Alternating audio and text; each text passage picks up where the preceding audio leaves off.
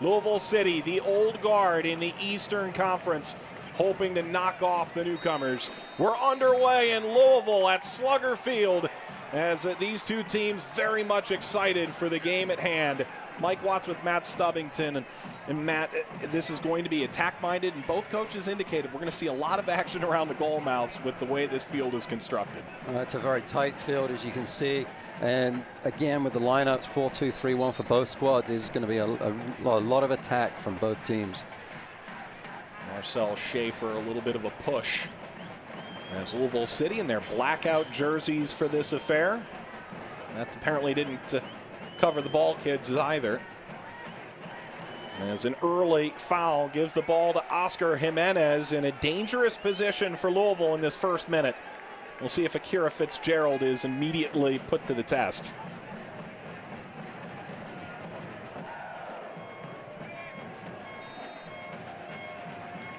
Jimenez punched away by Fitzgerald, all 5'9" or 5'11" of them, depending on where you look. Well, he's listed on the roster at 5'11", and certainly a great test for the goalkeeper right at the beginning of the match. Davis turns and puts that off the ad board, so Fitzgerald avoids the early danger, no matter how tall he is. Well, he came out very nicely for that ball and headed it clear. Used his hands to get the ball clear very well there. Punched the ball clear and kept the ball going in the direction that it was traveling, which was good technique from the goalkeeper. And you look at him, you're so used to seeing these goalkeepers these days, Mike, 6 foot plus. You see somebody who's 5'11", it really surprises you. And watching tape of him, it was surprising to see his stature, but he came up big on that occasion there. Comes to Shafer. Excellent German player, one of the studs for this Rowdies squad. The back downfield by Morad. Comes to Bowden, and there's that contact in the center of the field. Player holding his head there, and the referee stopping play as you have to when there is a head injury involved. That's Damian Lowe, the former Sounders man who started every game of the season, played every minute. That's going to be a big one for the Rowdies this early in the match, the central defender. 8th overall pick in 2014 for the Sounders, a Generation Adidas guy out of University of Hartford. 23-year-old Jamaican hailing from Kingston. He's being looked at now. He's going to have to come out of the game for the stoppage. Training staff coming on to look at him, so going through the concussion protocols right now. Goes in for the header, and collision there right in the middle of the park, instigated by Lowe. Nothing untoward by it, 50-50 ball, and just commitment from both players there, and looks like Lowe's going to be okay. He's certainly got his bell rung there, Mike. That's right. He and Spencer shaking it out, and it looks like the trainer says Lowe will likely be able to continue on as he heads over to the sideline. They checked him out right as it happened for a potential head injury.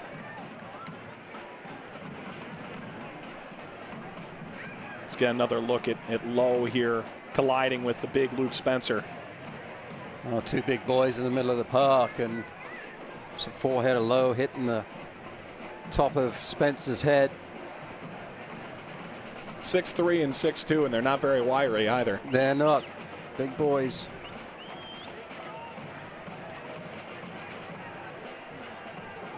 Louisville City and Tampa Bay Rowdies early going. And when you look at this Louisville team, whether it's Speedy Williams in the middle or Paulo Del Piccolo, they're going to look to try and keep this Tampa Bay Rowdies team at bay a little bit as you see Lowe come back. The first few weeks, there has not been a lot of options to slow this Rowdies team down. It's why this is such a big game for these two teams. As the ball played right down center and knocked back by Kyle Smith. Well, your job as a holding midfielder, again with both teams playing a 4-2-3-1, those two players have to switch off their roles, find a way to get the ball from their back line, and then distribute it forwards to start the offense. So Williams and Del Piccolo are very key in what Louisville want to be doing going forwards. Dobrovolsky in again for Greg Ranjitsingh, who did receive an injection this week, but not in the 18. It'll be interesting to see just how long it'll take for him to return to availability, as Kyle Smith has that clipped away from him a bit further. It's a Georgi Hristov, number 10 in yellow and green. Tampa Bay's golden man thus far. 3 goals, 2 game winners. Brown turning it up the left-hand side. Joe Cole. How's that taken away from him? Gets out over the end line. And Joe Cole, who Stuart Campbell thinks could still hold a job in the Premier League if he really felt like it, earns a corner for Tampa Bay. Well, great effort there from the veteran from the UK. And that just shows his commitment that Coach Campbell spoke to you and I about, Mike, and training and everything. He wants to lead the team, and moments like that can inspire your teammates to improve their performance. Michael Nanchoff. Backside of the 6-yard box. Came down towards Shafer. Played wide again. Nanchoff plays it low across the face of goal. Multiple could have been there. And now an injured player. It's Marcel Shafer, who's rolling around on the ground, and play has to stop for Tampa Bay at a bit of an inopportune time. Surprised that the referee let play continue, because the player, Nanchoff, he was holding his head. Shafer, was holding his head there, Mike, and as the ball came in, play from behind and just looked like an elbow, forearm to the face there. And anytime a player's hands go up to their head, the referee should be stopping play no matter where the ball is. Marcel Shafer, best known for his time at Wolfsburg, Bundesliga champion in 2009. And the guy who moved from the left wing into central midfield. That's what Tampa Bay wanted from him, and so far he's done a very good job in that role, which is what you'd expect from a guy who's won a Bundesliga championship. A very experienced player, and again, the role in the central midfield is finding a way to get the ball and then distribute it, and he does that really, really well. Debuted with Germany in 2008, a handful of caps for them, 32 years old, and still trying to get that jaw about right. Meanwhile, Tampa Bay looked like they were on the attack there, and all of a sudden they're getting a free ball back to the goalkeeper. They were on the attack. Don't think the ball was going to fall kindly for them in the end, so I believe that Louisville would have been able to clear their lines, but Tampa Bay would like to keep the momentum and keep the possession in their attacking third and keep that pressure on the Louisville team. Fitzgerald lining it well down the field. Shafer is back in the game at central midfield. Ball just did get over him. Lifted by a Cole. Looked like Brown was trying to chest that ball back to his supporting midfielders, but Shafer coming back on the field was a little bit late to the scene, and Louisville were able to get possession back momentarily. Such a tight playing area. These players find it very difficult to get any consistent possession at the moment. Brown plays it into space. Knocked out by Kyle Smith.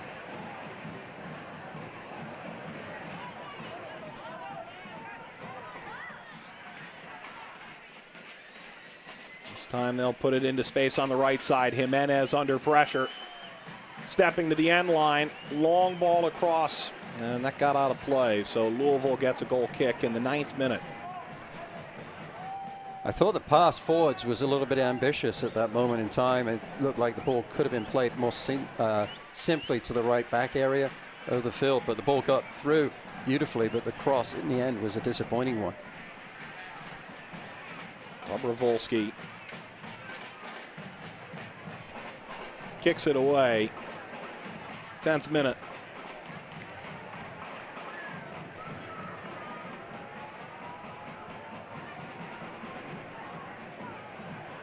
'27-year-old Oscar Jimenez tosses that in. Got out over the far touchline again, and they are advancing by way of throw now. On the lineup that both teams are employing, the outside backs are key in getting forwards, and Jimenez finding his way up into the attacking third now for Louisville. Back towards Brown. Williams. Here comes Ownby, left-hand side, cutting back. Williams, right-footed low strike. That is off of Neil Collins. And that does just get out for a corner kick for Louisville City. Surprised the Rowdies let that one go without a chase to try and save it from going out for the corner kick. That took some kind of spin to get there, though, didn't it? It certainly did. A little bit of English there from Collins.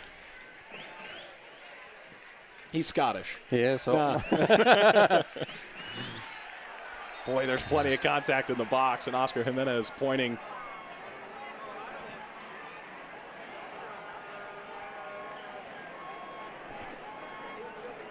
This certainly has the makings of quite a physical matchup. No love lost between the two teams so far. Lots of physical contact. Players down in the middle of the pitch. Stuart Campbell told us in terms of road games to start the USL season for them, they started with 3 at home. Couldn't ask for a tougher one than this. Well, certainly not. Again, 2 versus 3. Winner will be leading their division at the end of the week, most likely. Jimenez goes short. Now McCabe plays it back. Second bite at the apple. That's dangerous service, but it just does loft over and out of play. A well-worked free kick there. Just the service in the end from Jimenez. You see what he was trying to do. Stand it up at the far post, allowing the players to run in off of the second rotation from the corner kick. But the service just wasn't of the standard it needed to be. Fitzgerald came over from Carolina, spent 6 years there. A very brief stint with NYCFC, but never appeared. And they were an expansion team in 2015. And he may well just be keeping the seat warm for Matt Pickens, who's still working his way back from a preseason injury. Shafer in close quarters. Christoph, Brown.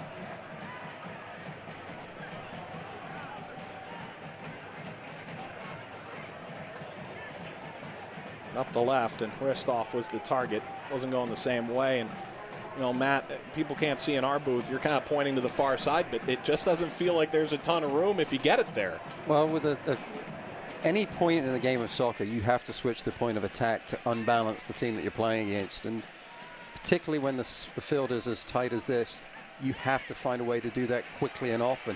And I thought there was an opportunity for the Rowdies to switch that point of attack. They chose not to. And then kept it tight on the left flank. And it looks like Fitzgerald's asking for a sub. Yeah, that'd be surprising here, just 13 minutes in. And Matt Pickens isn't quite 100% either, last we heard. And he's still down. So it looks indeed like Akira Fitzgerald is down injured. And Matt Pickens, who is yet to appear this year, is his likely replacement. He's the goalkeeper in the 18.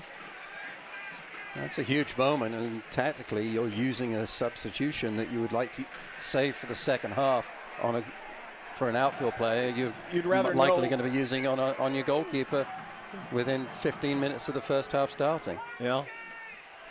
He came out to collect the ball and looked like he collided with Collins there. He immediately...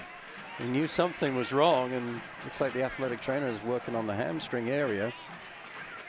And obviously we don't want to speculate all too much, but you'd really rather know that he's got a tender hamstring or whatever injury it may be about 15 minutes ago.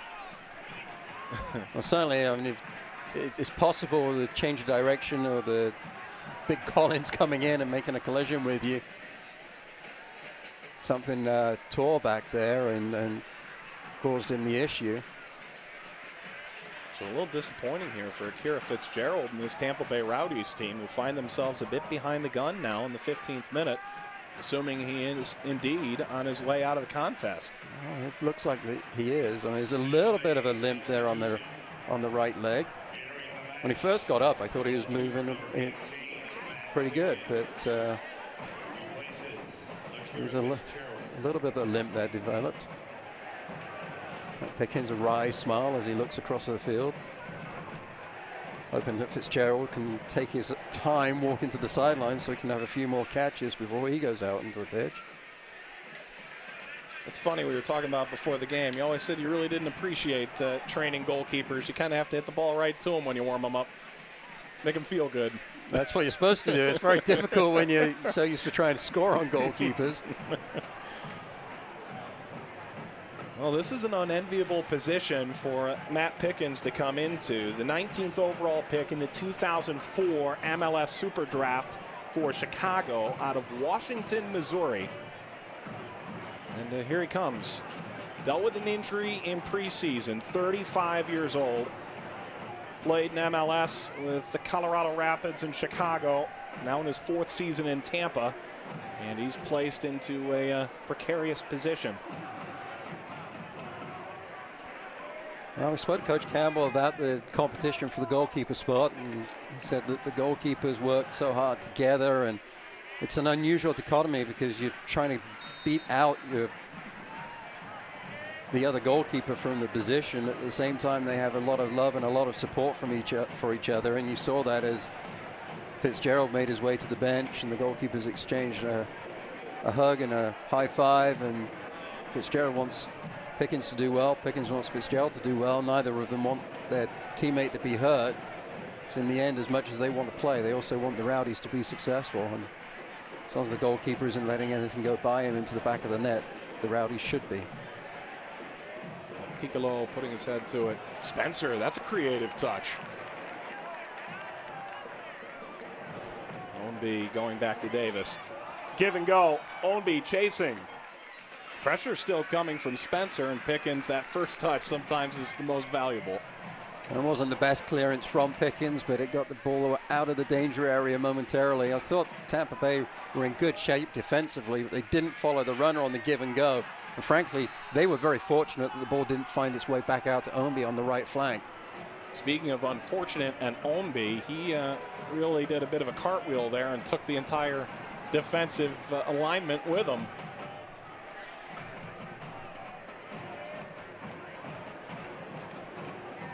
'18th minute between Louisville City and Tampa Bay Rowdies. First meeting between these two sides in a competitive match.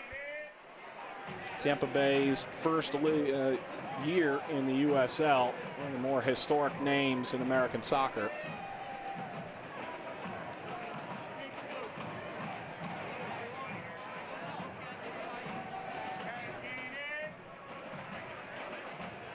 Spencer, Williams, looking for Ownby.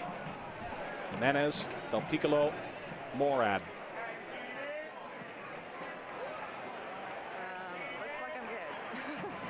Ball is not spending a lot of time in the middle third from either team. I'm watching the game last week, or against, it was last week that Tampa Bay were playing, and the coach Campbell was asking for his team at halftime to be a lot more patient in their build-up, and they were so. Came out with a 1-0 victory, but times in this first half, the early going, they've looked for that early long ball forwards, and I think that's going against what Coach Campbell was expecting. What a terrific pass. Ristov puts it over. Well, sometimes you go for the long ball and it's right on the point, but Christoph couldn't put it in. Well, the build-up was a lot more patient, and then the moment opened up for the ball over the top diagonally. And you see the player looking up there, Nanchoff, seeing Ristov open on the left flank. Good control, but the finish in the end wasn't of the quality of everything that went before it. Just leaning back slightly as he struck the ball was Ristov. He seemed to want to come down to him in a timely fashion. But really, that all came from a more patient build-up from Tampa Bay, and that allowed them to unbalance Louisville and then get the ball over the top diagonally to the weak side. Davis, Spencer, able to catch his man out. Now they play it wide. Ownby, couple of options low, but the flag was up. Play comes back. Too many touches on the ball before the ball got played out to Ownby. He just drifted off sides.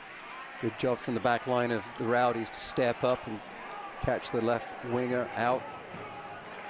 Well, and you mentioned patience, and he was quoted this week saying that they got sucked into the Ottawa style of trying to play long. Underratedly, this is a Tampa team that in 3 home games had 500 more successful passes than their opposition. 130 plus difference a game. It's remarkable. 150 plus. Driving towards the end line, and that just does get out. Well shielded by Williams. Hands in the back there, free kick given, I think. Nanchoff just got high on the defender and shoved him in the back. It would be 6 of one, half a dozen of the other if that's the way it goes, and you're right. That's, I think, exactly 6 yards off the end line. That's a nice header by Spencer. Question is whether or not they can make something of it. A little hampered there, McCabe. Just coming back from injury. He doesn't want to be going out of the game. Just a little tweak of the ankle. I'm sure he'll be all right. There's Darnell King. He is a Tampa native.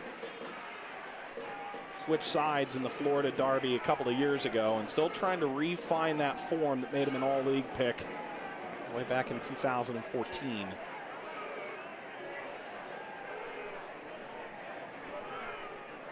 Ownby looking for Spencer. He turns, lays it back. Davis, left-footed strike, he puts it in. Louisville City takes the lead. George Davis has scored in his 4th game running.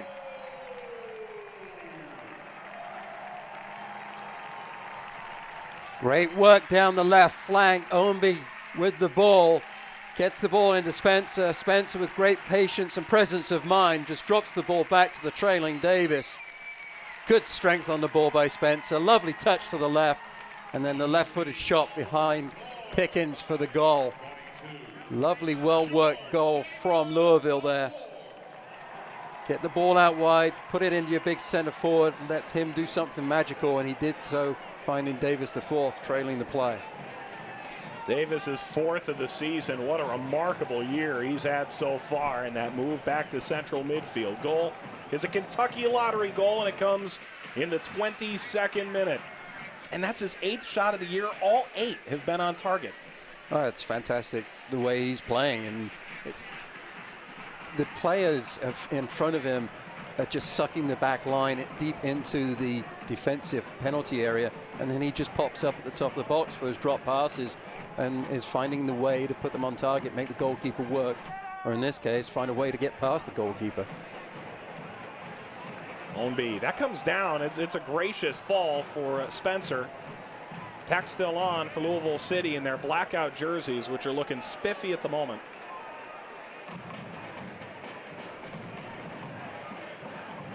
There's Tosh. He's held on to his starting job despite the fact Sean Reynolds and Paco Craig are back from early season suspensions carrying over from last year. And this goal in the 22nd minute is all about poise.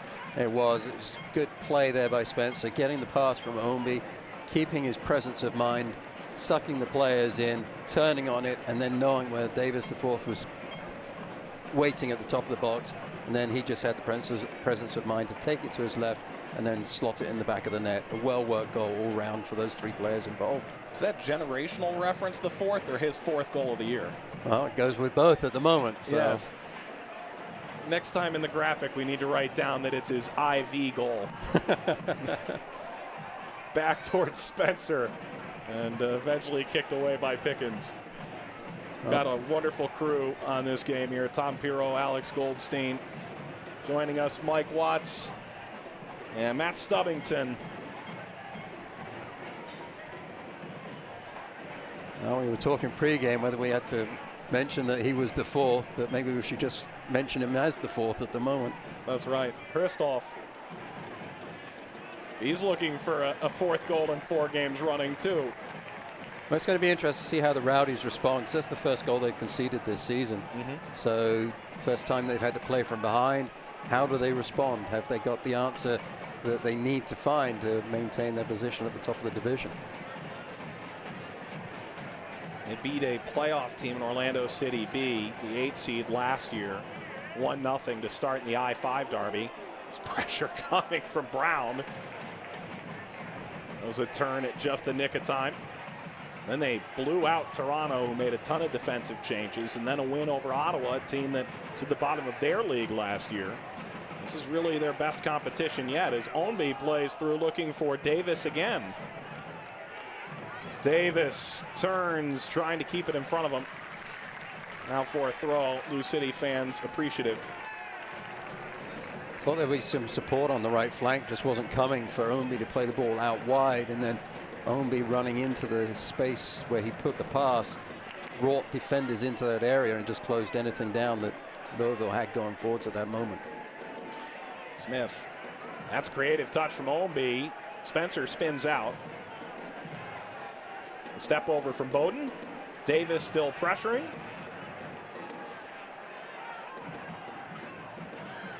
Cole able to keep it. There's Joe Cole again. What can't you say about his terrific career? Well, that's the first time we've called his name really in the first 25 minutes, and we're doing so in his defensive third. That is not where Coach Campbell wants him touching the ball. And I looked at it yesterday. Opta saying that 91% of his passes in the opposition half are successful. Remarkable from Joe Cole. Here's Spencer. Through ball. Ownby running after it. Pickens takes it over. Good tracking run there by Collins. Make sure that nobody from Louisville was going to get on the end of that pass. Goalkeeper out smartly.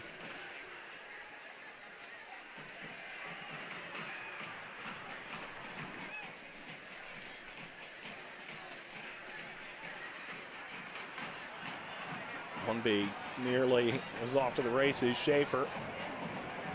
Now he widens the play. Bowden spends a lot more time in this half than he has so far tonight. Shafer. Here's Vingard, the Dane. Came in mid-season last year. Kicked away from Cole. Just looking at the Rowdies play, and it feels to me like they just need to up the rhythm a little bit. A lot of the passes, they're taking an extra touch on that they don't necessarily need, or an extra short pass when they could have switched the point of attack more directly. Spoiling things going forwards. I don't think they're seeing the game quite as well as they should at this point in the match. It's something that they'll probably address as this goes forwards. Comes down to Hristoff, taken off his foot by Tosh. They've done well so far, settling down Cole and Hristoff. Spencer into space again. He's got Davis moving into the box. Now he lifts it, looking for Davis, opposite post. Pickens needed all 6'3" to reach out and keep that. Huge save from Pickens. It wasn't particularly spectacular, but he had to have good footwork going to his left. There were 5 Tampa Bay Rowdies around Spencer, and he's still got the cross off. They have to do a better job defensively, otherwise they're going to be really up against it. And you say not spectacular, but he doesn't catch that ball. It's 2-0. Absolutely, and Davis there was just lurking at the back post, popping up the diagonal run into that area. It was fantastic movement from the center midfielder. Beg your pardon, Davis, his 3rd goal of the year, that scoreless draw to open against St. Louis. He scored against 2 of his former teams in Orlando City B and Richmond. So 3 goals on the season for him, 1 off the league lead. I know Louisville fans will be hoping that he does get that 4th, so we go back to calling him George Davis the 4th. There we go. That's right.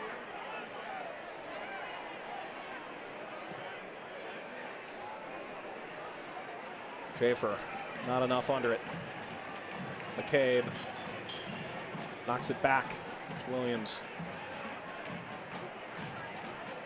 Jimenez did really well with that clearing header to pass it to McCabe. In between them, they're able to switch the point of attack to the right flank now.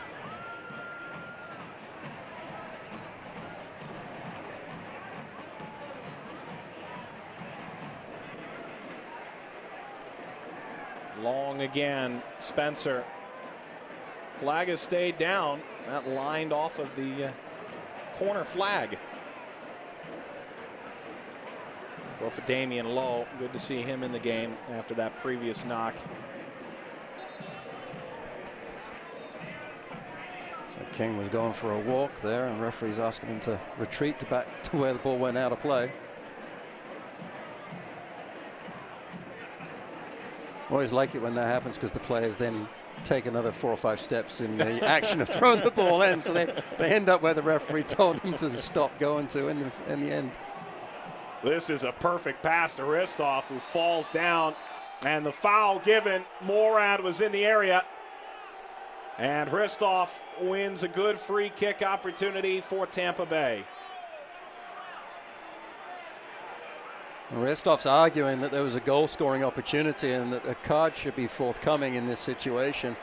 Should only be yellow. And there it is. Yeah.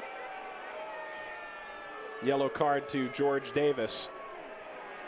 So he is an assist away from the old Gordie Howe hat trick. Davis fourth coming back defensively. Great job there. Just a little tug of the right shoulder of Ristov. Put the player to the ground. Wily player as Ristov knew that the contact was coming. And it's on a different surface. That's right where the surface changes. Now, it was good work from Davis to get back defensively. He had players around him, didn't need to make the contact. But Ristov just very smart tactically there, knew what was happening, felt the touch and went down. And perhaps Davis a little bit unlucky to get the yellow card in my opinion, but he's in the referee book, and this is a great opportunity for the Rowdies. Joe Cole. Cole lines that into the wall. McCabe goes to collect it. Lofted towards the 18 again, headed down. Del Piccolo can't take it back. Instead, Shafer up the wing by Bowden. Kristoff, Shafer slides it to the top. Kicked out by Williams. So important for those center midfielders to track the runs, and Williams did a great job there, filling the box and making sure that nobody from Tampa Bay were going to get on the end of that cross ball. Ownby. There he goes, past Vingard.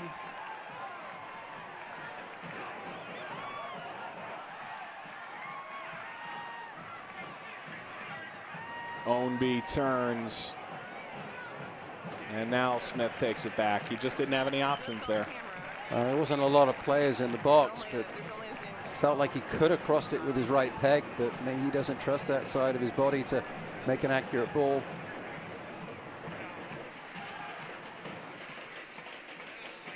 Certainly a good opportunity on the counterattack.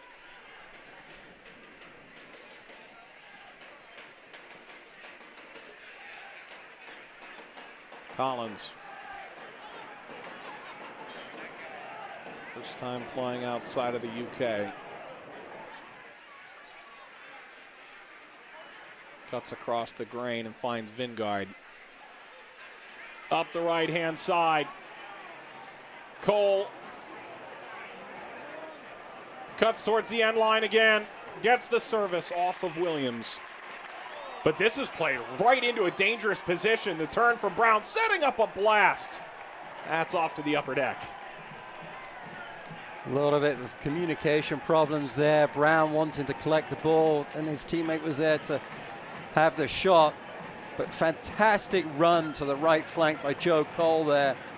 The movement was spectacular, and that opened up that opportunity for the Rowdies.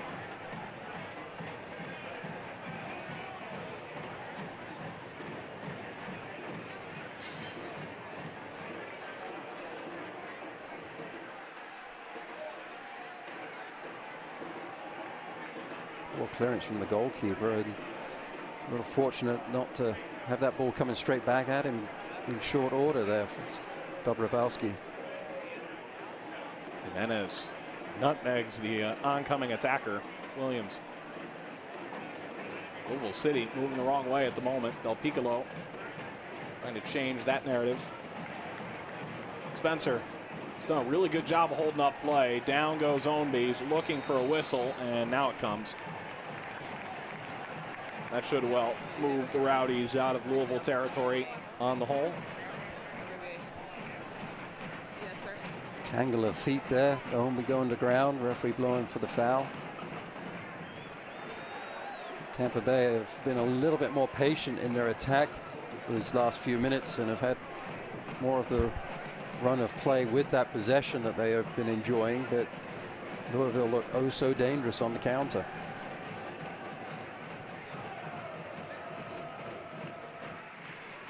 Oscar Jimenez.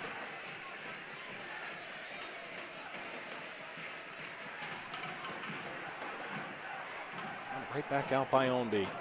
Cole. Up the line, out for a throw.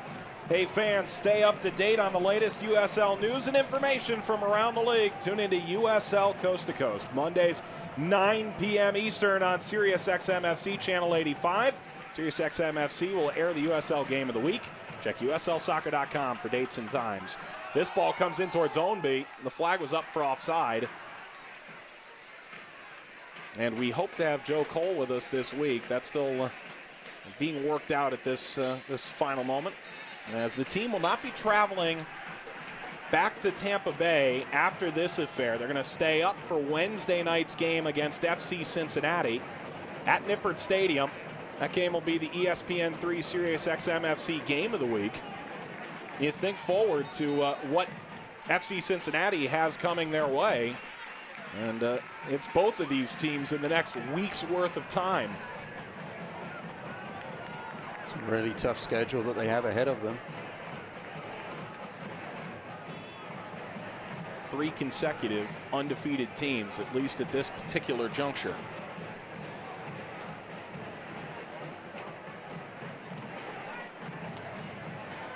Again, Tampa Bay are going for that long diagonal ball across like that. And it's going to make it easy for Louisville to defend that if that's what the Rowdies keep going back to. The outside back on the left-hand side was open for a shorter pass, and that would have been perhaps a better selection as far as a way to switch the point of attack. But again, the Rowdies going for that long diagonal ball, trying to find their way to the weak side more quickly.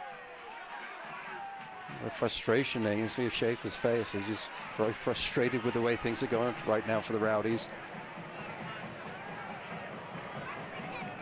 22nd minute goal from number 22, third of the year for George Davis IV. Ball bounds down towards McCabe.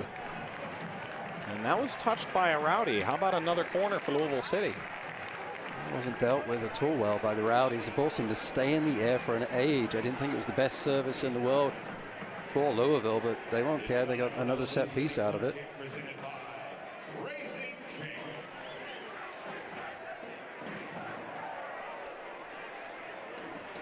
Jimenez in that short corner area. McCabe plays it back. This time Jimenez gets the cross in, left it short. Almost looks like they have to play that short corner because he doesn't have enough run up to get the ball into the box because of the outfield fence right there. Of course, maybe you'd want a left-footed player to play an outswinger, but if you want that in-swinging ball, you're going to have a player right up against it. Which again is unusual because Jimenez plays as a left back for Louisville, so you'd think he'd have a left back to swing that ball in with the outswinger. However, from my own standpoint as a coach, I always like to play the in-swinger. It makes it a little bit more difficult for the goalkeeper because you can play it away from the keeper and allow your players to run onto it. Ball play forward by the Rowdies. Joe Cole was in an offside position, couldn't make any play on the ball. And Morad unable to keep it in for Louisville City.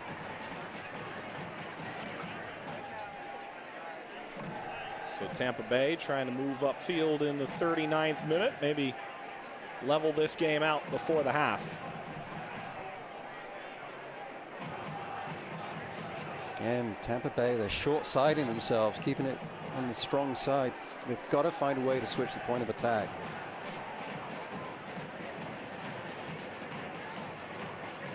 Great atmosphere here tonight in Louisville. Tampa Bay has really had a tremendous surge of support since joining the league this year as well, out at Al Lang Stadium. Getting over 7,700 for the I-4 Derby to Orlando City B early on.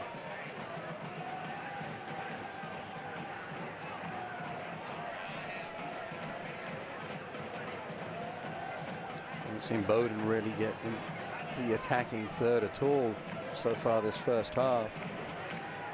I don't remember him serving a ball at all from anywhere in the field, trying to get into the box. We spoke with James O'Connor this week. He said they're absolutely crucial that they use Luke Bowden the right way. And so far, it doesn't seem like they've been able to do that. Shafer gets it back. Williams was hounding him. Vingard going out for King. McCabe and King want the ball. O'Connor's a bit disappointed by it all. Well, Williams and Del Piccolo have done a really good job of making sure that their counterparts of Vingard and Shafer aren't able to find a way to switch the point of attack for the Rowdies. These two holding midfielders for Louisville have really done a good job of controlling things in the center of the park.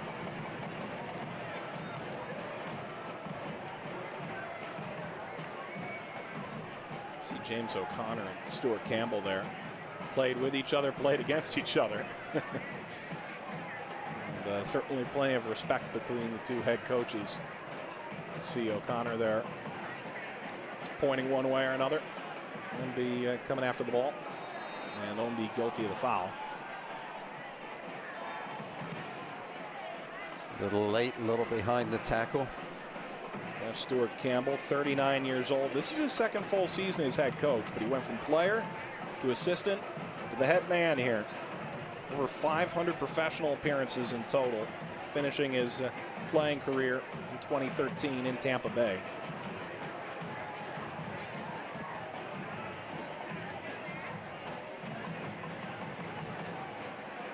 Had a really good conversation with him this week about those clean sheets. They obviously concede for the first time thus far. He's up off his bench now. But he said it takes a little bit of luck to get a clean sheet, then to score, and then to pick up 3 points. It's not easy. It isn't. And when you're playing in a league that's as competitive as the USL, it isn't easy. And you look at the game against Ottawa, if Fitzgerald hadn't played as well in the first half as he did, Tampa Bay would have conceded a goal in the first 45 minutes last week. And then who knows how the rest of it plays out. Ristoff scored in the 47th, beating former RGV keeper Callum Irving, and the rest of that, they say, is history. Well, Davis was fouled. He's going to set the ball down, and it turns out the entire Louisville City team wants to strike this. Well, from the position on the park, it would favor a right-footed shot, I would believe. Davis certainly looks the favorite. Oh, there's a little bit of frustration on now. Everybody's throwing their toys at the moment.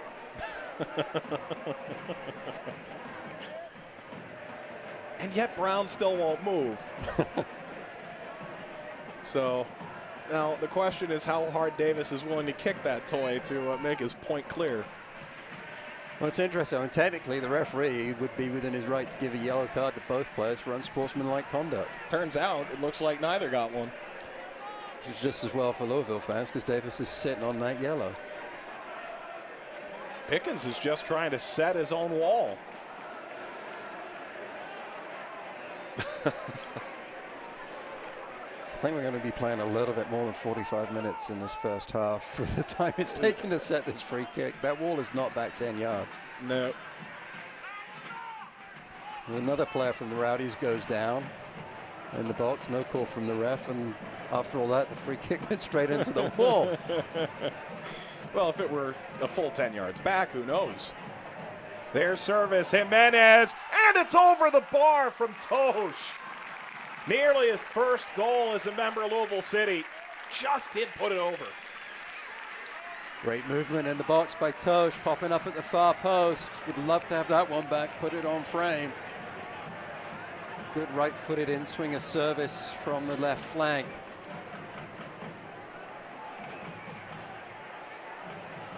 Tosh, one of those guys with USL championship experience. He won it in 2015 with the Rochester Rhinos. And to your point, the referee down there is setting up 4 minutes of stoppage time. We might as well just start the second. This over the top. Spencer lets it bounce down. Spencer to his left. He strikes. Oh, he just put it over. Spencer backflipped last time he scored. If he had put that in, who knows what he would have done. Oh, lovely work by Spencer. Strong on the ball. A little bit of a Cruyff there. Onto the left foot. Tries to swing it in at the far post. Pickens diving to his right. He'll be thankful that that one didn't come on target. Lots of power, just not quite the accuracy. And we're seeing good things from Spencer. Not only is he holding up play, but he's been so poised around the box so far tonight, hasn't he? He certainly has. He's a good, strong player on the ball, as you say, and does a fantastic job holding things up. Had to come in against Orlando when Lancaster went down with a hamstring injury after scoring the opening goal. Took Spencer a little while to get on the score sheet himself in that match, but he did do so. And it was so well deserved. That was his first goal in 3+ years. Kristoff kept off the ball by Smith, but the attack not over yet. Shafer.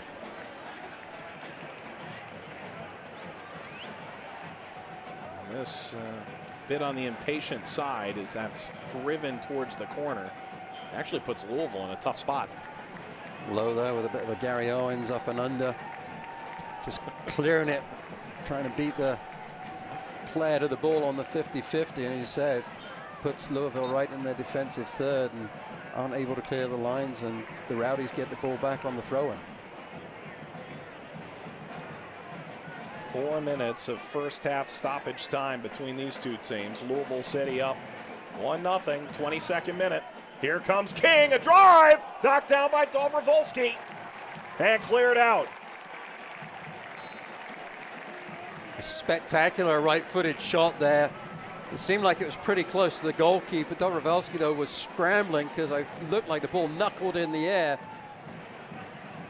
No spin on that ball. The goalkeeper did very well to concentrate on that one, Mike, and make sure that it went out of the danger area.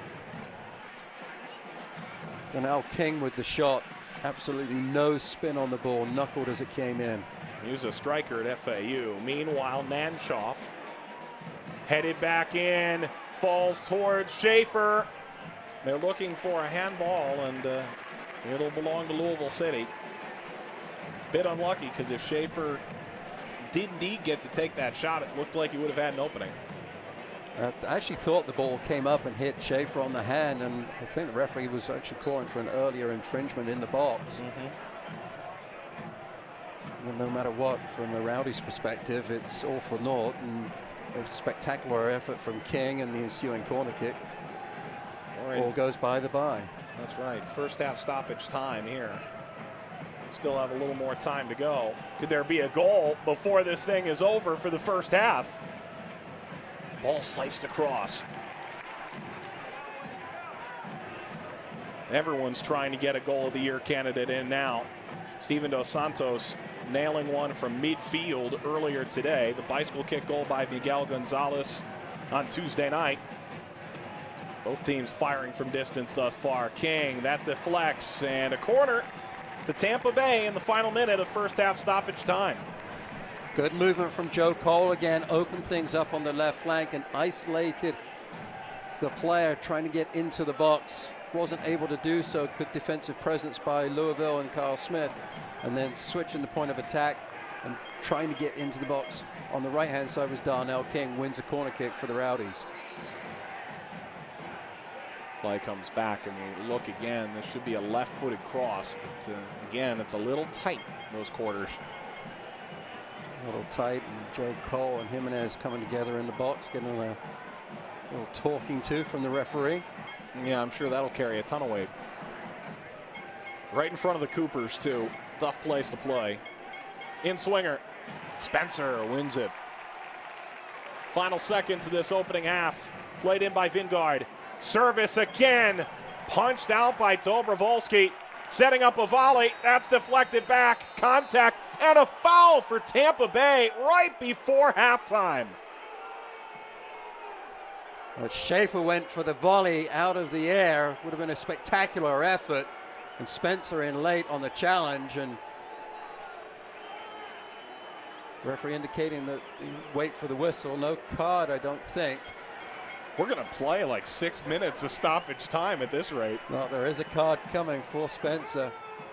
Foot up, and that hurts. I can tell you that now. Who? Because to me, that looks painful for both. Kicking the bottom of another player's foot is not fun in any way, shape, or form, especially when you're going in for a full-blooded volley, as Shafer was. That was going to definitely leave a mark. And the referee did, in fact, give Spencer a yellow card for that. And stud showing as he came in for the challenge, so I'd say that's probably a justified yellow. Second yellow of the game, the other to Davis. We'll see. Joe Cole lined the last one into the wall, but this almost too close.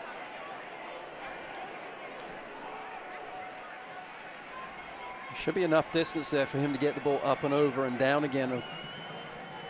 Goalkeeper's off his line a little bit. Expecting to see him a little bit closer to the goal line in this situation. Again, a poor effort on the free kick, though, from Joe Cole. Halftime. Well, that was an interesting first 45, wasn't it, Matt? It was closer to 50. Yeah, it certainly was. Lots of action. It was a difficult game for either team to get into to start off with. But once they did, it was a really exciting match. 45-plus minutes gone here in Louisville. And it's a 1-0 lead for the home side. Tampa concedes for the first time in the 22nd minute. George Davis scores in his third game running, his third goal of the year, one off the league lead. The Coopers have a lot to be pleased with. We will take a look at highlights, stats, and Louisville City Stadium announcing when we come back. When my hair is too long, I don't feel right. But when I get a cut, I'm me again, only better. My tattoo gets feistier. My crazy eye snaps to attention. I become my own Wi-Fi hotspot. I just downloaded the entire internet. And trust falls? They don't even scare me anymore. That pomade really broke my fall. Get in, get out, back to greatness. Download the online check-in app. Great clips. It's gonna be great. Pizza, beer, sports. A great combination. Join other sports fans at Boomba's Pizza and Tap House in Louisville, where you'll find what Food Network says is the best pizza in Kentucky. Incredible game day and social hour specials starting at just $2. With an award-winning menu and one of city's best local craft beer list. Just one bite, and we know you'll love it so much, you'll come back time and time again at Boomba's Pizza and Tap House, your social sports destination. When my hair is too long, I don't feel right. But when I get a cut, I'm me again, only better. My tattoo gets feistier. My crazy eye snaps to attention. I become my own Wi-Fi hotspot. I just downloaded the entire internet. And trust falls? They don't even scare me anymore. That pomade really broke my fall. Get in, get out, back to greatness. Download the online check-in app. Great clips. It's gonna be great. The heat is hot. You should have some adult beverages when you go with the heat. We come here pretty much every Friday now. We've been here several times and we love it. Everything is fantastic, sides and all. Chicken and waffles, it's the best place you can get. It's so hot, you actually get a buzz from eating this. You come get takeout that tastes like something you cook at home. That's what keeps me coming back. Halftime at Slugger Field. Fans off to the concourses. Their team ahead, 1-0 over Tampa Bay Rowdies in the 22nd minute. George Davis, the fourth, scored his third goal of the season. Mike Watts, Matt Stubbington back with you. And we've got some pictures to show you. This location just a few blocks east of Slugger Field. The new stadium renderings for Louisville City. Just another in a long line of capital improvements across the USL. It's near Waterfront Park and the Big Four Bridge.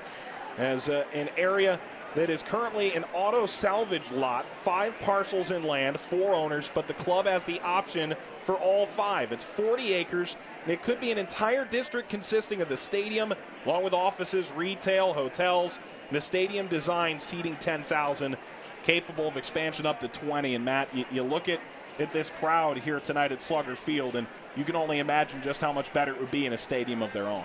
Oh, and it's going to be absolutely fantastic. I mean, the pictures are brilliant as far as the rendering is concerned. The location is beautiful as well. And it's just going to be exciting for the team and the fans to have a soccer-specific stadium to come and enjoy this team, the great product that they're putting out on the pitch. Absolutely gorgeous visions of what could be for Louisville City FC soccer. And certainly it's a pipe dream now, but one that's very much within their grasp. And certainly a lot of excitement. More on that on LouisvilleCityFC.com. At halftime, Louisville City FC, a 1-goal lead over Tampa Bay Rowdies. When we come back, we take a look around the USL and the big news of the week. Highlights and stats later in halftime. You're watching the USL.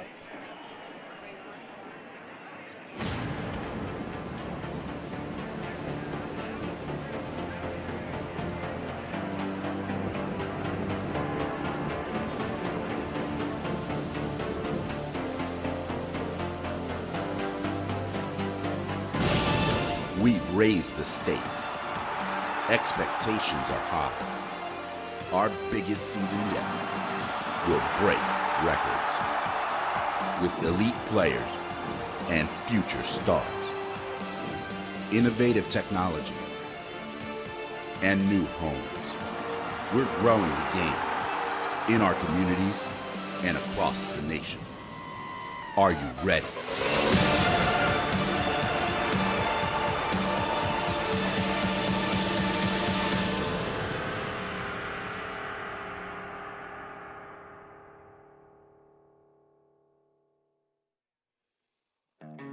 Last week at San Antonio FC, the USL Experience completed a second year of unprecedented success.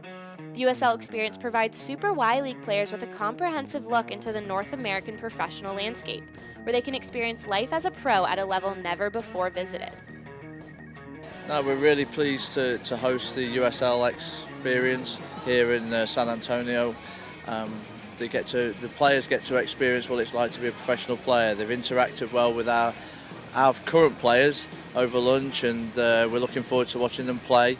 I know they've trained this morning and looking forward to the games this evening, and as a staff we're looking forward to watch them play. The USLX event has given our players a great opportunity to participate and play against players from all across the nation, which serves as a great development opportunity for our kids.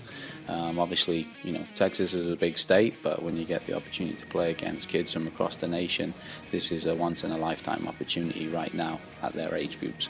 Rewind to the inaugural 2016 USL Experience hosted by FC Cincinnati. During halftime of the River Cities Cup versus Louisville City FC, USL Experience players walked out onto the field in front of a 20,000 capacity crowd at Nippert Stadium and were recognized as the future of the game. That's not happening anywhere else in the country. A year in the making, the USL Experience at San Antonio FC looked to build on the accomplishments of FC Cincinnati and achieved great success with a 2017 event unlike anything else currently available to youth players. During the event, these athletes experienced a full media day, including professional photo shoots, press conferences, and interviews conducted by USL Experience and San Antonio FC staff in stadium suites overlooking the beautiful Toyota field. The experience intensified as players stepped onto the pitch for the first time, flying through competitive training sessions conducted by invited Super Y coaches who continued to evaluate players throughout the event. College coaches and U.S. Soccer Federation scouts attended USL Experience matches as the players challenged the San Antonio FC ETP and Rio Grande Valley Academy teams. In addition to their own match experience, players witnessed firsthand the professional matchday experience of San Antonio FC, which included access to a closed-door training session, lunch with the first team, and the opportunity to learn tactics from head coach Darren Powell in a strategy session before the season home opener. The 2017 USL Experience culminated in spectacular fashion as players celebrated San Antonio FC's first home triumph of the season with a 3-0 victory over LA Galaxy 2.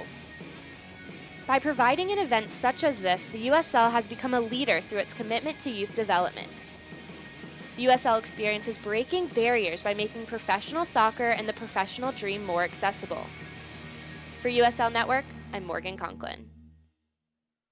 Sí, somos los número 1 en todas las camionetas RAM, en todos los modelos. 235, 2500, 1500, como tú la quieras. Aquí en Preston Highway. Commonwealth Dodge, home of a lifetime powertrain warranty. Guts, glory, Ram. Hi, my name is Susan Rademacher. I'm one of our HR managers here at the Louisville Specialty Center. Parallon is one of the healthcare industry's leading providers in revenue recovery. We need a lot of people to help us do that, and that's why we need you. Hi, my name is Freeman. I'm an operations supervisor here at Parallon, and I've been here 9 years. And what I love most about this company is the opportunity for advancement. We value your opinion, and we push to promote from within. We work hard, and we have fun. Sometimes a fast foodie's eyes are bigger than its wallet. A box of crispy, cheesy, biscuit-battered shrimp with these world-famous fries for just $2? Don't let a missing dollar destroy your dreams. Dig deep. Reach for greatness. The cheddar biscuit shrimp and fries box for just $2. Rallies and Checkers. The official burger of the Louisville Cardinals. There's a new TV show here in Louisville you need to check out. It's Hey Kentucky. But you know the NCAA, they're going to make some, it's going to be like an Abraham Isaac sacrifice. Hey Kentucky, we are here in Nashville at the George Jones Museum with the possum and some people behind us, and we're going to talk about the UK game. Here's what we do. We talk about all the news of the state. That includes Kentucky basketball, but also politics, entertainment. Whatever's going on, we give it to you. 10 o'clock every night, WBNA, Channel 21. Escúchame, familia. Con este maquinón podrás aprobar un buen sazón. Tenemos todos los modelos de este año 2017 aquí en Commonwealth Dodge en Preston Highway. Commonwealth Dodge, home of a lifetime powertrain warranty. Guts, glory, Ram. Halftime at Slugger Field, and at this point, Louisville City is trying to unseat the Rowdies' perfection, and they're off to a good start. A 22nd minute goal from George Davis IV, the difference maker. It's 1-0. Mike Watts, Matt Stubbington back with you. Let's take a look back at our first half highlights. And the field just felt a little bit tight for these two teams in this first half. And maybe the best opportunity comes here, Ristoff over the bar. Well, Tampa Bay, we've seen it a number of times in this first half. That long diagonal ball, trying to switch quickly from the strong side to the weak side. Good control in the box. Didn't quite fall kindly for Ristoff, falling backwards as he swung his right foot through the back of the ball. We move forward. Louisville City going downfield. Ownby certainly busy. This time runs into Akira Fitzgerald. He would need to come out. You see the goalkeeper immediately as he caught the ball, puts his arm up in the air, is asking for a substitution. And it was a huge moment as Pickens came in, and Pickens couldn't do anything about this. Lovely control from Davis onto his left foot from the pass from Spencer and into the back of the net to the right side of the goal as we look at it. Good footwork from Davis IV. Great job on the finish, and Pickens stood no chance. A goal in his third consecutive game. Davis, another opportunity. This time Pickens did get there. It looked a little bit innocuous, but Davis was lurking. It was a good service across from Spencer, and if Pickens doesn't pick that one off, Davis is getting his 4th goal of the season. And late in the first half, Spencer, that was almost top 10. Oh, it's a beautiful footwork behind the back with his feet, and then the shot just over the crossbar, and then that one from Darnell King, was a beautiful effort, well saved by the goalkeeper, Dobrovolsky. Yeah, the knuckleball, as they say, as we look at our first half statistics. 1 shot on goal each, but yet this game has had a lot more action than that. It certainly has felt a lot more action than that. We've seen huge contacts all over the park. We've seen players going down with holding their heads and a couple of yellow cards. But it's been a really good competitive first half of action. But the all-important score is on the way of Louisville City because they've had, I think, more of the better chances. Darnell King is the one that really threatened the goal of Dobrovolsky, and probably the best chance the Rowdies had in that first half, although from a long way out. When you look at the Rowdies' possession, it certainly stood out, 57-43, Matt. And, you know, the Rowdies at home dominated possession, but to go onto the road to Louisville City and do that as well, it bodes well for this second half if they can get more attack-minded possession. That's a great point, and possession for possession's sake doesn't do you a whole lot of good. And if you're passing the ball along your back line, then Louisville are just going to love that because that means it's a long way from their defensive third. But somehow, some way, the Rowdies, I said in the first half, they have to find a way to switch the point of attack with a little bit more rhythm, a little bit more speed to get the Louisville defenders off balance. If they can do that, I think the Rowdies will probably get on the score sheet because they've got too much talent going forwards not to be able to put the ball in the back of the net. Certainly seems that way. A 1-0 lead for Louisville City over Tampa Bay Rowdies. The goal in the 22nd from George Davis, the fourth. Louisville City trying to go unbeaten for a fourth consecutive game to start the year. They've gotten to 5 before. But right now, if you win this at home over the Tampa Bay side that's first in the East coming into the week, and then Cincinnati is having an unbelievable game at Nippert Stadium against St. Louis right now. GB Fall has scored, count them, 4 goals. You're at Nippert Stadium on Saturday next week. If you pick up a couple wins here, you've already got the draw against St. Louis. All of a sudden, you're looking at yourself not only the contender in the East, I think most people would look at you as the favorite. I think you're right there. I mean, I think talking to Coach O'Connor in the week, he's been very happy with the way his team has performed this early part of the season. And they fell a little bit on the back foot in the first game.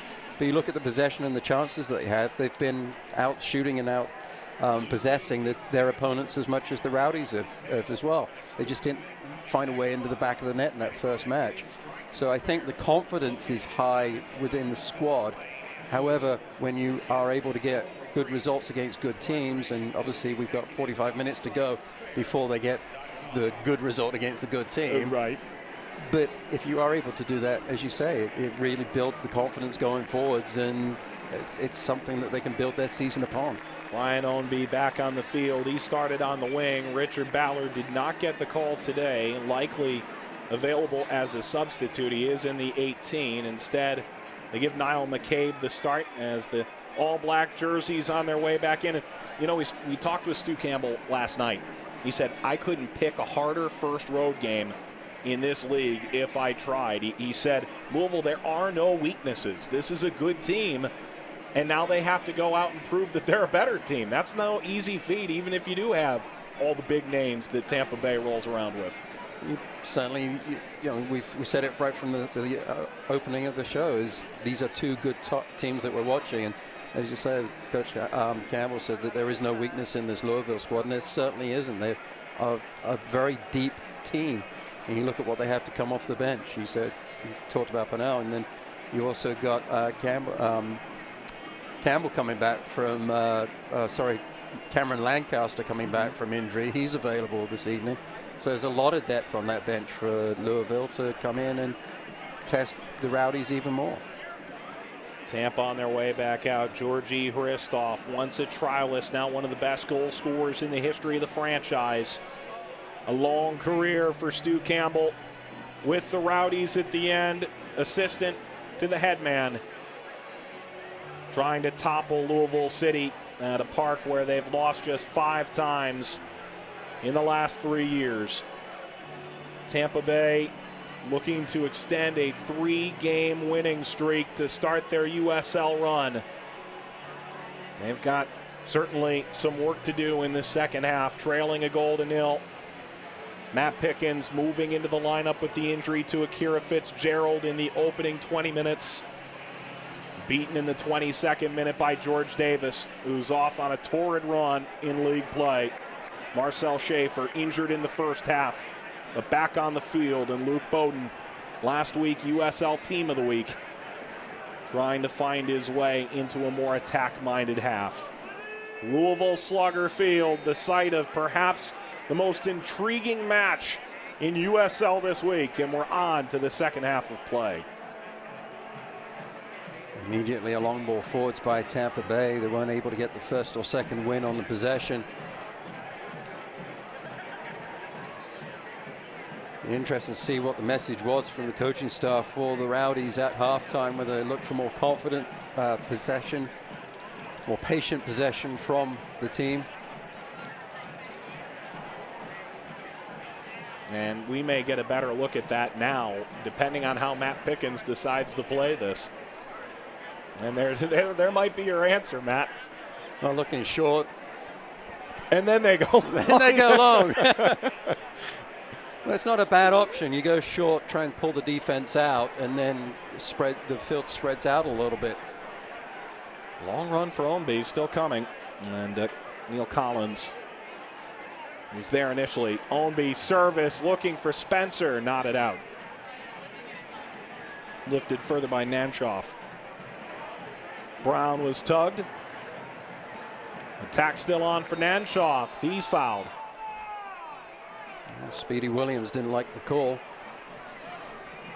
Good defensive play by Lowe to head the ball clear and allow the Rowdies to start the counterattack. And Collins will be a little bit disappointed with his initial clearance. Didn't go out for a throw-in. And you see the foul on Williams. That's a good call by the ref. He was a little bit behind Nanshoff as he went in for the tackle. Nanshoff out of Walsh Jesuit High School near Akron. Went to college in Akron. Eventually played for his former coach from Akron. And Caleb Porter in Portland. Ball over the top. Header mixed over the bar. Man, that could have been better from Neil Collins.